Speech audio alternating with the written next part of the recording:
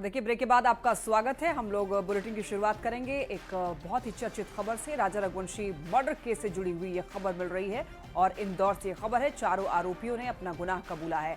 आरोपियों को दिल्ली लाया जा रहा है, दिल्ली से शिलांग ले जाया जाएगा। आरोपियों को बोर्डिंग एरिया से लाया जाएगा। तो इस वक्त की ये सबसे बड़ी खबर मिल रही है कि आरोपियों ने अपना गुनाह कबूल कर दिया है, यानी कि उन्होंने ये बात कबूल कर ली है कि उन्होंने ही हत्या की है। और इसके लिए बताया जा रहा है कि राज कुशवाहा ने 50,000 रुपए लिए, यानी कि हत्या के लिए, किसी की जान लेने के लिए उसने 50,000 रुपए लिए। ये खबर मिल रही है और ये भी बताया जा रहा है कि आरोपियों को दिल्ली लाया जा रहा है, दिल्ली से शिलांग ले जाया जाएगा। आरोपियों को बोर्डिंग एरिया से ले जाया गया है। इंदौर से इस वक्त की बड़ी खबर है राजा रघुवंशी केस से जुड़ी हुई, यानी कि सोनम रघुवंशी का भी हाथ इसमें शामिल है। राज कुशवाहा कथित तौर पर उसका बॉयफ्रेंड बताया जा रहा है और राज कुशवाहा के साथ कुछ और लोग भी हैं जो कि इस हत्या में शामिल थे। हम इंदौर एयरपोर्ट में मौजूद हैं और चारों आरोपी को शिलांग पुलिस यहां से शिलांग लेके निकल जा चुकी है ट्रांजिट रिमांड पर। सर, क्या कुछ अपडेट है इस पूरे केस में? इस पूरे मामले में जैसे कि 2 दिन से आरोपियों से पूछताछ चल रही थी और ट्रांजिट रिमांड पर शिलांग पुलिस इंदौर एयरपोर्ट से आरोपियों को लेकर निकली है। ये यहाँ से दिल्ली पहुँचेंगे। दिल्ली के बाद कनेक्टिंग फ्लाइट से गुवाहाटी होते हुए सुबह तक शिलांग पहुँच जाएंगे। सर, एक बड़ी जानकारी सामने आई है, मेघालय पुलिस शिलांग पुलिस की तरफ से बड़ी जानकारी सामने है कि सोनम हत्या करने के बाद इंदौर आई थी।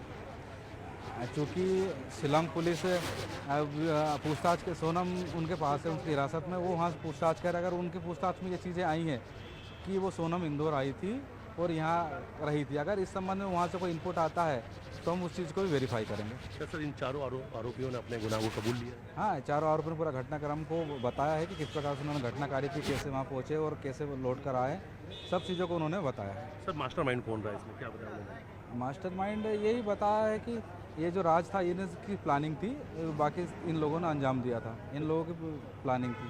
हत्या की साजिश इन्होंने कब रची थी, ऐसा कुछ इन्होंने पूछताछ बताया कि कब से तैयारी चल रही थी? नहीं, ये शादी से पहले से तैयारी चल रही थी, इन लोगों की आपस में बातचीत चल रही थी इस संबंध में। राजा रघुवंशी की हत्या के लिए ये पहले निकल चुके थे। ये राजा और रानी की कहानी का विलेन आखिर कौन है? शादी के महज 13 दिन के बाद सोनम क्यों कातिल बन गई? अपना ही सुहाग उजाड़ दिया। तो इस कहानी में एंट्री होती है राज की, जिसे सोनम का कथित आशिक बताया जा रहा है। राज का राज क्या है, ये देखिए रिपोर्ट की।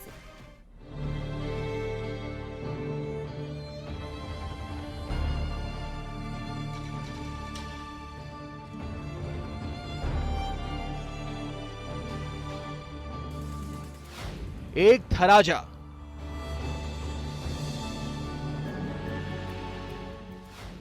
एक थी उसकी रानी। राजा मर गया, शुरू खूनी इश्क की कहानी।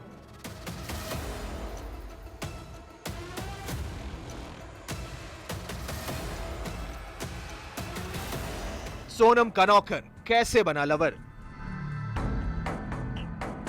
राज के कितने राज? क्यों लोग सोनम को बेवफा कह रहे हैं? क्यों कह रहे हैं सोनम वो है जिसकी मांग में राजा रघुवंशी ने सिंदूर भरा, लेकिन हनीमून पर उसने रिश्तों का खून कर दिया? क्यों दुनिया वाले कह रहे हैं सोनम वो है जो जिंदा तो मिली लेकिन सोहरा में रिश्तों का कत्ल कर दिया? आखिर राज कुशवाहा कौन है जिस पर इल्जाम लगा है कॉन्ट्रैक्ट किलिंग का, राजा रघुवंशी की हत्या का, जिसे बताया जा रहा है सोनम का लवर? सूत्रों की माने तो इंदौर का रहने वाला आरोपी 20 साल का राज कुशवाहा, जिसकी और सोनम की आशिकी ने राजा की जान ले ली। शादी के महज 12 दिन बाद 23 मई को अपने ही पति की हत्या सोनम ने करवा दी। मेघालय पुलिस की तफ्तीश में खुलासा हुआ है। सोहरा पुलिस का दावा है कि राजा की हत्या में सोनम मुख्य आरोपी है। इस खुलासे के बाद सब सन्न रह गए। अब उस इलाके में आपको लिए चलते हैं जहां लोग डरे हुए हैं, दहशत में हैं। लोग इसे दहशत वाली गली कह रहे हैं, कातिल गली कह रहे हैं। क्यों बदनाम हो रही है इंदौर के नंदबाग की ये गली? तो इसी इलाके में किराए के घर में रहता है राजा रघुवंशी के कत्ल का मास्टरमाइंड राज कुशवाहा। 20 साल का राज कुशवाहा, जिस पर राजा की हत्या का आरोप है। कॉन्ट्रैक्ट किलर भी यही रहते हैं जिन्हें शिलांग भेजने वाला राजा ही था। सोनम के भाई की फैक्ट्री में काम करता था, लेकिन नौकर कैसे बन गया लवर और रच दी इतनी खौफनाक साजिश। आशिक के द्वारा ये सारा काम रचा गया था, जिसका नाम है राज कुशवाहा, है ना, जो कि मेरे यहाँ पे राजा की अंतिम यात्रा पे भी आया था। वो उसके सोनम के पिताजी के साथ पीछे खड़ा था और पास में मेरे सारे सब खड़े थे। उनको लेते समय वो साथ में था। तो इस वारदात से तो मैं ये चीज़ समझ चुका हूँ, सोनम को उनके पास सिलेंडर किया जाए। उसके बाद गोविंद वहाँ पे जाता है, करीब 1 से 1.5 किलोमीटर पहुँच जाता वहाँ पे है, मगर गोविंद की वहाँ बातचीत किसी से प्रकार से सोनम से नहीं हो पाती है। उसके बाद मेरा शक उसमें एक ये जरूर है, तो सोनम को ये सब करना नहीं था कभी, तो सोनम ने इतना बड़ा षड्यंत्र क्यों रचा। दूसरी चीज़, राजा को मारते समय सोनम के चेहरे पे क्या स्माइल थी, ये तो आज तक पता चली नहीं, क्योंकि नई नई शादी हुई थी। तो हम लोगों ने एक नई बहू को बीच में ज़्यादा ना परेशान करते हुए हमने उसको डिस्टर्ब नहीं करा हम लोगों ने। और राजा जब जब नीचे आता था उस टाइम पे सोनम ऊपर बात करती थी, तो हम सोचते थे उस टाइम पे सोचते थे तो सोनम बात कर रही, कंपनी में उसकी कंपनी है। आरोपी की बहन के मुताबिक उसका भाई तो सोनम को दीदी कहता था। बस यही बातचीत होती, उनका फोन आता था तो भैया सोया रहते थे जैसे 9 साढ़े 9 बजे, तो वो बोलती थी कि बेटा टाइम हो गया है, 9 बज गए, उसको गोडाउन जाना है 10 बजे। बस इतनी बात होती थी, गाड़ी भरवानी है, गाड़ी लगवानी, बस इतनी बात होती। यही बात होती, नहीं कभी उसको हमने ऐसे फोन पे बात करते हुए नहीं देखा कि। इधर आरोपी राज कुशवाहा की मां भी बेटे को बेगुनाह बता रही हैं। ये सब झूठ लगा भैया, सब झूठ। कभी मेरा राज ऐसा नहीं कर सकता। वो अगर जूता पहन के जाता है, सब्जी वाले मिल गए, बोल दिया दादा थे, और बोल दिया बच्चा जूता नहीं, तो ठंड में जूते उतार के चले आता, नंगे पैर आ जाता। जब कहता उसके पास को नहीं, हम गरीब, वो राज है, मेरे बच्चियों को पालता। जब से उसके पापा कैसे हो गए, 2 साल कपड़ा मार्केट में काम करा, दिन भर कपड़ा मार्केट में काम करता था, रात में न्यूज़पेपर डालने जाता था भैया। हनीमून पर सोनम थी तो राज इंदौर में रहकर पैनी निगाह रखा था। यहाँ तक कि राजा के अंतिम संस्कार में भी आरोपी राज कुशवाहा नजर आया था। सूत्रों की माने तो कत्ल के बाद राजा और सोनम इंदौर में मिले। आरोपियों की ट्रांजिट रिमांड मेघालय पुलिस को मिली है। अभी कई राज का खुलना बाकी है। क्या राजा के कत्ल के बाद सोनम का विक्टिम कार्ड खेलकर आरोपी राज से शादी करने का प्लान था? इस एंगल पर भी पुलिस जांच कर रही है। इंदौर में मिथिलेश गुप्ता के साथ bureau report, news 18 Madhya Pradesh Chhattisgarh. Shillong जाने के दौरान बेवफा सोनम बिहार में भी 12 घंटे रुकी और सोनम पहले बक्सर थाने पहुंची, फिर पटना के फुलवारी शरीफ थाने में रही। इसके बाद देखिए मेघालय पुलिस सोनम को लेकर शिलांग चली गई।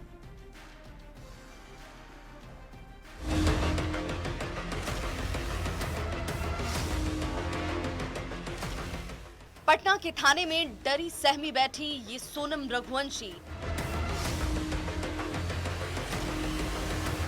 जिसकी बेवफाई की चर्चा पूरे देश में हो रही है। सोनम को पूछताछ के लिए शिलांग ले जाने से पहले फुलवारी शरीफ थाने में रखा गया। कड़ी सुरक्षा के बीच सोनम को पुलिस गाजीपुर से बक्सर लेकर पहुंची और फिर पटना के थाने में रखा गया। थाने में बैठी सोनम बार बार अपना चेहरा छिपाती रही। महिला पुलिस कर्मियों की मौजूदगी में थाने में बैठी सोनम रघुवंशी नर्वस और सदमे में नजर आई। पटना से सोनम को मेघालय पुलिस गुवाहाटी के रास्ते शिलांग लेकर जा रही है।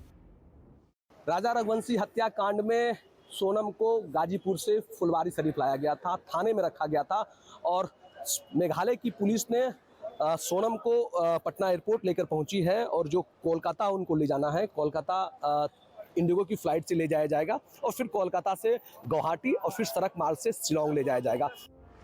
सोनम रघुवंशी को 3 दिन के ट्रांजिट रिमांड पर लेकर मेघालय पुलिस शिलांग जा रही है। वहीं 4 अन्य आरोपियों को 7 दिन की रिमांड मिली है। इन आरोपियों से पुलिस मेघालय में पूछताछ भी करेगी। पूछताछ में कई चौंकाने वाले खुलासे हो सकते हैं। आपको बता दें कि सोनम रघुवंशी की बिहार में एंट्री सोमवार को रात करीब 12 बजे बक्सर से हुई। बक्सर के आदर्श नगर थाने में मेघालय पुलिस टीम आधे घंटे तक रुकी रही। फिर वहां से मेघालय पुलिस की गाड़ी को बिहार पुलिस ने स्कॉट करना शुरू किया। फिर सुबह करीब 3 साढ़े 3 बजे सोनम रघुवंशी को पटना के फुलवारी शरीफ थाने में लाया गया। सोनम रघुवंशी ने रास्ते में कुछ नहीं खाया, बस जागती रही। पूरे सफर में उसको नींद नहीं आई। फुलवारी शरीफ में उसे सुबह का खाना दिया गया। फिर मेघालय पुलिस सोनम को लेकर शिलोंग जाने के लिए एयरपोर्ट के लिए निकल गई। बेवफा सोनम ने बिहार की धरती पर 12 से 15 घंटे गुजारे। शादी, हनीमून और खौफनाक साजिश और सोनम की बेवफाई की चर्चा अब पूरे देश में हो रही है। न्यूज़ 18 के लिए पटना से धर्मेंद्र कुमार की रिपोर्ट। और इसी बीच बड़ी खबर समस्तीपुर से है, जहां रुसरा अनुमंडल में हॉरर किलिंग का मामला सामने आया है, जहां एक पिता ने अपनी 17 साल की नाबालिग बेटी की हत्या कर दी। हत्या के बाद शव को करे नदी किनारे बोरा में बांध करके दफनाया गया है। मामला सिंघिया थाने के कैना गांव के बछुलिया टोल की बताई जा रही है, जहां प्रेम प्रसंग को लेकर के पिता ने बेटी की हत्या कर दी। पुलिस ने नदी किनारे गड्ढे से लड़की का शव बरामद किया है। पुलिस आरोपी पिता सहित 5 लोगों को हिरासत में लेकर के पूछताछ कर रही है। आरोपी पिता ने अपना गुनाह भी कबूल कर लिया है। और अभी जो जानकारी मिली है कि बताया जा रहा है कि प्रेम प्रसंग की बात है, उसी में जो है उनका जो है कोई हत्या करके मतलब वो फेंक दिया था। तो हम लोग कहाँ से इस लड़की को निकाला गया है? निकाले हैं, वो जो है मिट्टी के अंदर था नदी के किनारे, हम लोग लाए हैं वहाँ से। कौन गांव का मामला है? ये गांव है बछुलिया गांव है, सिंघिया में, सिंघिया थाना के। जमुई से एक बड़ी खबर मिल रही है। एक पिता ने 4 बच्चों के साथ खुदकुशी कर ली है। हरियाणा के बल्लभगढ़ में ट्रेन के नीचे आकर अपनी जान दे दी। मझवे के मनोज महतो ने 4 बच्चों के साथ खुदकुशी कर ली है। पत्नी के साथ विवाद के बाद खुदकुशी का यह मामला सामने आ रहा है। 7 दिन पहले मनोज परिवार के साथ हरियाणा गया था। 15 साल पहले मनोज ने लव मैरिज की थी। शादी के बाद मनोज का घर आना जाना काफी कम होता था। 4 बच्चों के साथ खुदकुशी करने का एक मामला सामने आ रहा है। ये मामला जमुई का बताया जा रहा है, जहां पर हरियाणा के बल्लभगढ़ में ट्रेन के नीचे आकर अपनी जान दे दी है। मझवे के मनोज महतो ने 4 बच्चों के साथ खुद की जीवन लीला समाप्त कर ली है। खबर पूर्णिया से है, जहां पुलिस ने हथियार तस्कर गिरोह का पर्दाफाश किया है। पुलिस ने भट्टा बाजार में वाहन चेकिंग के दौरान बाइक सवार 2 हथियार तस्कर को गिरफ्तार किया है। पुलिस ने उनके पास से मेड इन इंग्लैंड पिस्टल के साथ 2 पिस्टल जब्त किया है और साथ ही साथ उनके पास से 46 कारतूस भी बरामद किया है। बता दें आपको कि गिरफ्तार हथियार तस्कर की पहचान प्रियांशु सिंह उर्फ छोटू और आशुतोष सिंह उर्फ मशल के रूप में की गई है। दोनों अररिया जिले के रहने वाले बताए जा रहे हैं और कुख्यात अपराधी अमन सिंह को पिस्टल और कारतूस को सप्लाई करने जा रहे थे। दोनों हथियार तस्कर को गिरफ्तार कर जेल भेज दिया गया है। वहीं अमन सिंह के खिलाफ भी प्राथमिकी दर्ज की गई है। अमन सिंह के खिलाफ पहले से ही हत्या, लूट, रंगदारी और इसके साथ ही स्मैक तस्करी सहित कई मामले दर्ज हैं और 3 दिन पहले ही वो जेल से छूट कर आया था। चेकिंग शुरू किया गया तो व्यक्ति की जो एक्टिविटी थी वो संदिग्ध प्रतीत हुई और जब उनका जांच किया गया तो 2 व्यक्ति उस पर थे। उनके पास एक बैग था, उस बैग की जब तलाशी ली गई तो उसमें हथियार पाया गया। दोनों व्यक्ति को गिरफ्तार किया गया। दोनों व्यक्ति जो हैं वो अररिया जिला के मूल निवासी हैं। एक का नाम है प्रियांशु सिंह उर्फ छोटू और दूसरे का नाम है आशुतोष सिंह उर्फ मार्शल। इन दोनों के पास से 2 पिस्टल बरामद हुआ है, साथ में 8 mm का 20 गोली और 7 mm का 26 गोली बरामद हुआ है। खबर नवादा से, जहां पर चोरों ने बंद घर से 95 लाख के जेवर की चोरी की वारदात को अंजाम दिया। यह घटना राजौली थाना इलाके की बताई जा रही है, जहां पर NH 20 के पास के घर में चोरों ने चोरी की वारदात को अंजाम दिया है। चोरों ने 95 लाख के जेवर के साथ करीब 2 लाख रुपए कैश की चोरी की है। पड़ोसी से चोरी की खबर मिलने के बाद परिवार जब घर पहुंचा तो घर का सारा सामान बिखरा हुआ मिला। पुलिस डॉग स्क्वाड की मदद से चोरी की घटना की जांच में जुट गई। लगभग 90 से 95 लाख की ज्वेलरी गई है और सिल्वर और गोल्ड दोनों मिलाकर और 1 से 1.5 से 2 लाख रुपया कैश था, वो गया है। घर में कोई नहीं थे? घर में कोई नहीं थे, हम लोग मम्मी पापा। कितना रुपया का टोटल ज्वेलरी और नगद मिलाकर होगा? टोटल 90 से 95 लाख रुपया का ज्वेलरी था। सभी उसमें 6 लोगों का ज्वेलरी था। मेरे लिए कहना मुश्किल है, लेकिन परिजनों के द्वारा जैसा बताया जा रहा है कि कुछ ज्वेलरी वगैरह है जो कि इनको शादी विवाह में गिफ्ट में मिला था, उसकी चोरी हुई है। लोग अपना आकलन करके आवेदन में जैसा बताएंगे उसके अनुसार हम लोग आगे कार्रवाई करेंगे। मुंगेर के जमालपुर क्यूल रेलखंड पर पटरी के किनारे रेलवे की जमीन से अतिक्रमण हटाया गया। रेलवे की जमीन पर बने झुग्गी झोपड़ियों और निर्माण पर बुलडोजर चलाया गया। अतिक्रमण हटाओ अभियान के पहले दिन जमालपुर कारखाना गेट संख्या 6 से फुलका गांव तक पटरी किनारे से अतिक्रमण हटाने के बाद हड़कंप मच गया। करीब 100 आरपीएफ जवान बुलडोजर लेकर पहुंचे, अवैध निर्माण को ढा दिया। जो जमीन है वो अपना ले लीजिए, हमको उससे कोई दिक्कत नहीं है। आप 1-2 दिन पहले बोल देते कि 24 घंटे पहले ही बोल देते कि हाँ आपका जो सामान है वो अपना हटा लीजिए, जो भी आपका बाउंड्री दिया हुआ कुछ भी दिया हुआ सामान जो अपना क्लियर कर लीजिए, दीवार पूरा टूटेगा। वो आप बोल देते तो कोई दिक्कत नहीं होता। बिहार में देखिए क्राइम कंट्रोल को लेकर पुलिस मुख्यालय ने अहम फैसला लिया है और यूपी की तर्ज पर बिहार में अपराध नियंत्रण पर अंकुश लगाया जाएगा और इसीलिए अब आर्म्स लाइसेंस धारकों को हर साल 85 कारतूस देने की अनुमति होगी, जिसमें कि एक बार में सिर्फ 25 कारतूस ही मिलेंगे। इन कारतूस का इस्तेमाल फायरिंग और अपराध में इस्तेमाल करते हैं तो उनकी फिजिकल स्टेटस को भी देखा जाएगा। 2 पर हैं, यूपी गन क्राइम में हिंसक घटनाओं में नंबर 1 रही है, तो उन्हीं के अनुरूप हम लोग भी चाह रहे हैं कि गोली की बिक्री पर कंट्रोल करना, ताकि मतलब 1000 रुपए की गोली होगी तो कोई हर्ष फायरिंग भी नहीं करेगा। और हर्ष फायरिंग के लिए हथियार नहीं है या दिखाने के लिए नहीं, वो आत्म सुरक्षा के लिए लेके जो घूम रहे हैं। तो हम लोग इस पर प्रस्ताव बना रहे हैं, सभी डीएमएसपी को अवगत करवा दिया गया है कि स्टेट गवर्नमेंट का अथॉरिटी है कि आर्म्स कंट्रोल एक्ट रूल्स 2000 के तहत हम लोग गोली की संख्या रिस्ट्रिक्ट कर सकते हैं। हम लोग चाह रहे हैं कि किसी भी एक लाइसेंस पर एक साल में 85 गोली इश्यू हो। मोतिहारी में आरजेडी जिला संगठन ढाका के जिला अध्यक्ष के चुनाव के दौरान कार्यकर्ता आपस में ही भिड़ गए। वर्तमान जिला अध्यक्ष नूर आलम और पूर्व युवा जिला अध्यक्ष हामिद रजा के समर्थक वो आपस में ही भिड़ गए और जमकर हंगामा किया। ये तस्वीरें भी आपको उस वक्त की दिखा रहे हैं। वहीं हंगामे को देख चुनाव को स्थगित कर दिया गया। आपको ये बता दें कि वर्तमान जिला अध्यक्ष नूर आलम खां और पूर्व युवा जिला अध्यक्ष हामिद रजा के समर्थक चुनाव के दौरान आपस में कहासुनी करने लगे और इसी बीच बात इतनी ज्यादा बढ़ गई कि धक्का मुक्की होने लगी। हालांकि ये कोई पहली बार नहीं है जब आरजेडी कार्यकर्ताओं की आपस में ही भिड़ंत हो गई है। चुनाव से पहले जिला अध्यक्ष के चुनाव को लेकर के ये तनातनी कई जिलों से देखने को मिली है।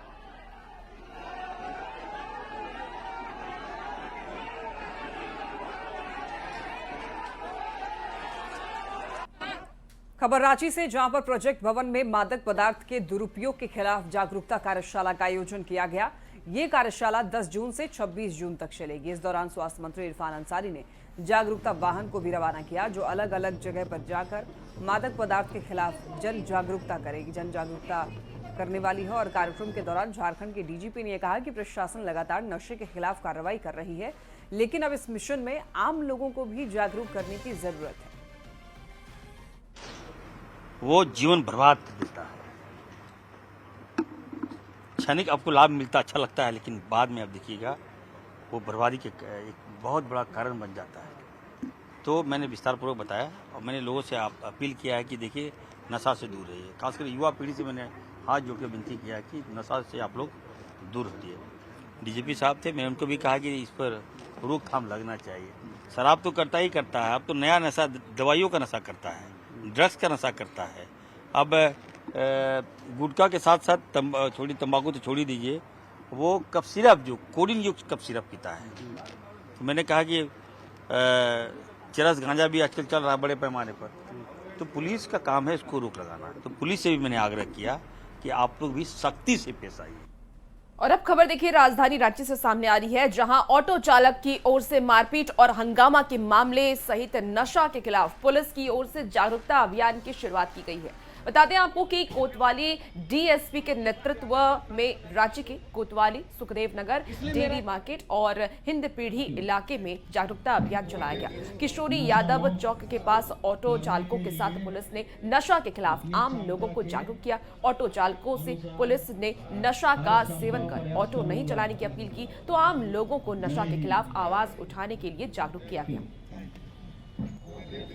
नशा मुक्त करने के लिए अपनी क्षमता के अनुसार हर संभव प्रयास करूंगा। नशा अभियान के तहत सभी को हम लोग बैठक करके कैसे क्या करना है, उसका क्या दुष्प्रभाव है, ये सब जानकारी दिए। और नशा से क्या क्या आदमी को नुकसान हो सकता है, चाहे आर्थिक रूप से, सामाजिक रूप से, मानसिक रूप से, चाहे अन्य रूप से। जितने भी उसका नुकसान है उनको जानकारी दिया गया और हम लोग शपथ भी लिए कि कोई भी किसी प्रकार का नशा नहीं करे। सबसे पहले स्वयं से बदलाव लाए, अपने से बदलाव लाए। अगर आप अभी शराब भी पीते हैं तो अभी से प्रतिज्ञा लेते हैं, शपथ लेते हैं और अपने आप को बदलाव कीजिए। आरजेडी अध्यक्ष लालू प्रसाद का आज जन्मदिन है। 78 वर्ष के हुए आरजेडी अध्यक्ष लालू प्रसाद देखिए पटना में जगह जगह जन्मदिन के पोस्टर लगाए गए हैं। जन्मदिन को यादगार बनाने में आरजेडी के नेता से लेकर कार्यकर्ता लगे हुए हैं। आरजेडी दफ्तर के सामने बड़े बड़े पोस्टर पर लालू प्रसाद को जन्मदिन की बधाई दी गई और आज जन्मदिन को सामाजिक सद्भावना दिवस नाम दिया गया है। आज दिन भर लालू यादव के जन्मदिन को लेकर कई आयोजन भी किए गए हैं। आरजेडी दफ्तर के बाहर से पूरी खबर बता रहे हैं न्यूज 18 संवाददाता आनंद अमृतराज। राष्ट्रीय जनता दल के राष्ट्रीय अध्यक्ष लालू प्रसाद यादव का आज जन्मदिन है और आज 78वां जन्मदिन मनाया जा रहा है और आरजेडी के नेता से कार्यकर्ता तमाम लोग इस दिन को यादगार बनाने में कोई कोर कसर नहीं छोड़ रहे हैं। और आज ये तस्वीर जो हम आपको दिखा रहे हैं राष्ट्रीय जनता दल के कार्यालय के ठीक बाहर की तस्वीर है, जहां पे लालू यादव की तस्वीर के साथ 78वें जन्मदिन के मौके पर ये पोस्टर लगाया गया है और इसमें जो बातें लिखी गई हैं वो बेहद महत्वपूर्ण है। समानता के पोषक, न्याय के समाहर, संविधान के सारथी, सिद्धांतों के प्रतीक, हर गरीब के साथी, हर पिछड़े की आवाज, हर दलित के दोस्त, हर वंचित की पुकार। यानी कि लालू यादव ने जो सामाजिक न्याय का जो अलग जलाया था, जिसकी चर्चा आज भी देश में होती है। जब भी किसी राजनेता की चर्चा होती है सामाजिक न्याय को लेकर तो लालू यादव की चर्चा जरूर होती है और राष्ट्रीय राजनीति में भी लालू यादव ने अपनी एक अलग पहचान बनाई है। और आज उनका जब 78वां जन्मदिन है तो उनके समर्थक इस दिन को यादगार बनाने में लगे हुए हैं। और इस वक्त जो तस्वीर हम आपको दिखा रहे हैं जो आरजेडी दफ्तर के ठीक बाहर लगाया गया है, जन्म दिवस की हार्दिक शुभकामनाएं लालू प्रसाद यादव जी। तो ये तमाम पोस्टर ये साफ साफ संकेत देते हैं कि लालू यादव के जो समर्थक हैं आज बेहद उत्साहित हैं और बिहार में लालू यादव ने सिर्फ बिहार में नहीं बल्कि देश में अपने लिए एक अलग पहचान बनाई है राष्ट्रीय राजनीति में। और आज भी जब सामाजिक न्याय की बात होती है तो लालू प्रसाद की चर्चा जरूर होती है। तो जाहिर सी बात है लालू यादव 78 साल के आज हो गए हैं और इस मौके पर कई सारे आयोजन भी किए जाएंगे। लेकिन ये जो आज लालू यादव का जो जन्मदिन मनाया गया है उसे सामाजिक सद्भावना दिवस के तौर पर मनाया जा रहा है। यानी कि जो आज लालू यादव के जन्मदिन के मौके पर इस दिन को खास बनाने के लिए सामाजिक सद्भावना दिवस का नाम दिया गया है ताकि ये दिन लालू यादव के लिए नहीं बल्कि आरजेडी के लिए भी यादगार रहे। तो ये तरह तरह की जो तस्वीरें लगी हुई हैं, पोस्टर लगे हुए हैं आरजेडी दफ्तर के बाहर। पटना के कई जगहों पर ऐसे ऐसे तस्वीर आपको दिखेंगे, ऐसे ऐसे पोस्टर नजर आएंगे। और ठीक हमारे ठीक दाहिनी ओर एक और भी है, श्री लालू प्रसाद यादव जी का 78वां जन्मदिन के शुभ अवसर पर हार्दिक बधाई शुभकामनाएं तमाम जो आरजेडी के लोग हैं वो दे रहे हैं। और इसमें जो केक बनाया गया है उस केक की तस्वीर देखिए, जो सामाजिक न्याय की तस्वीर इसमें दिखती है। लालू यादव एक पोस्टर में भाषण देते हुए, जब वो मुख्यमंत्री रहे होंगे तो उस वक्त ये भाषण देते हुए उनकी तस्वीर लगाई गई है। और सांप्रदायिक सौहार्द की तस्वीरें इस केक में देख सकते हैं। जो इस केक की बनावट है सांप्रदायिक सौहार्द की तस्वीर दिखाती है। तो लालू यादव के 78वें जन्मदिन के मौके पर आज आरजेडी में बेहद उत्साह है और इस मौके को यादगार बनाने में आरजेडी के लोग कोई कोर कसर नहीं छोड़ेंगे, जिसकी तस्वीर सुबह सुबह में हमने आपको दिखाया। और आज दिन भर लालू यादव के जन्मदिन के मौके पर कई सारे कार्यक्रम का आयोजन किया गया है और पूरे बिहार में भी इसका आयोजन होगा। तो आज लालू यादव को न्यूज 18 की तरफ से भी जन्मदिवस की बहुत बहुत बधाई। कैमरामैन दीपक के साथ आनंद अमृतराज, न्यूज 18 नेटवर्क, पटना। तो लालू प्रसाद का जन्मदिन है, न्यूज 18 भी उनको जन्मदिन की खूब सारी बधाइयां देता है। 78 वर्ष के आरजेडी अध्यक्ष लालू प्रसाद हो चुके हैं। आज कई सारे कार्यक्रम आयोजित होने वाले हैं। तो फिलहाल इस बुलेटिन